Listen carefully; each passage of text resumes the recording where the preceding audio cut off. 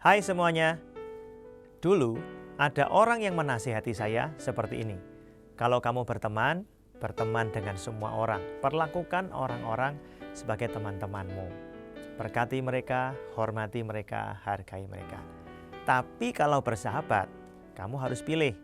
Teman dekat atau sahabatmu itu haruslah orang-orang yang punya pengaruh yang baik. Karena sahabat akan saling mempengaruhi. Dan dia berkata begini, suami istri itu semakin hari semakin mirip. Maksudnya cara berpikirnya, konsep hidupnya. Dia berkata suami istri semakin hari semakin mirip. Kenapa sih? Karena mereka saling mempengaruhi.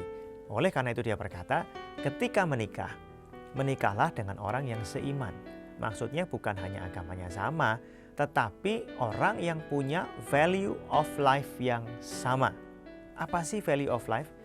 Value of life itu adalah sebuah nilai kebenaran yang kita akui sebagai standar kebenaran yang mutlak.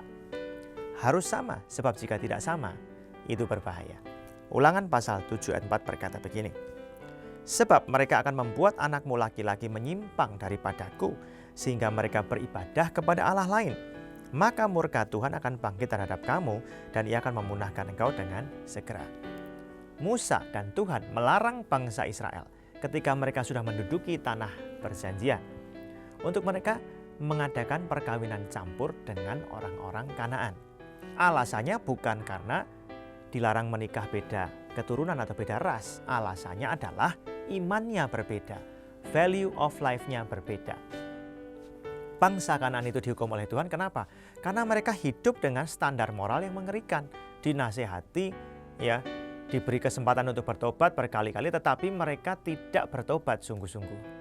Apa sih yang diikuti oleh orang-orang Kanaan? Perhatikan, demi memperoleh kekayaan, panen yang melimpah, mereka rela mengorbankan anak-anak kandung mereka sebagai tumbal kepada berhala-berhala mereka. Belum lagi ada yang namanya pelacuran bakti.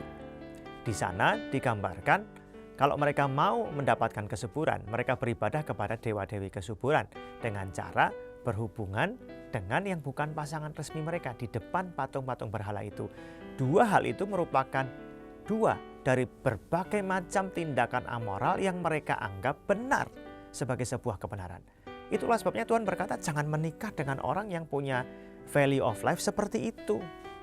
Nanti kamu akan terpengaruh dan kemudian ikut menyembah berhala.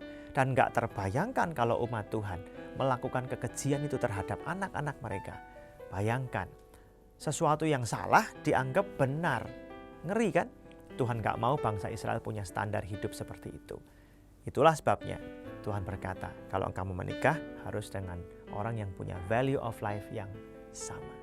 Tuhan itu cuma satu, Sang Pencipta langit dan bumi, yang kepadanya kita beribadah.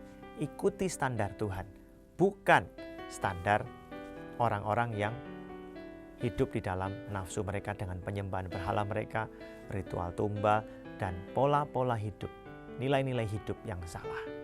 Oleh karena itu, jangan lupa ketika Anda menikah, pastikan Anda menikah dengan orang yang punya value of life yang sama. Kalau sudah menikah, belajarlah value of life, kerajaan Allah. Sehingga kalau Anda hidup dalam nilai hidup yang sama, rumah tanggamu akan diberkati, seluruh hidupmu diberkati, masa depanmu diberkati Tuhan. Tuhan Yesus mengasihi.